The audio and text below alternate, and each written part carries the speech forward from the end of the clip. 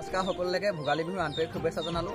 বছৰৰ ভোগালী বিহু বুলি আজি আমি ওলালোঁ শিৱসাগৰ ৰংঘৰলৈ বুলি আৰু আপোনালোককো লৈ যাম।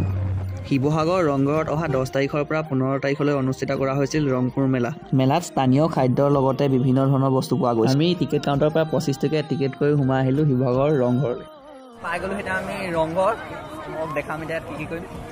প্ৰত্যেক বছৰে ৰংঘৰত ভোগালী বিহু উদযাপন কৰা হয় আৰু ইয়াত বহু মানুহ আহে।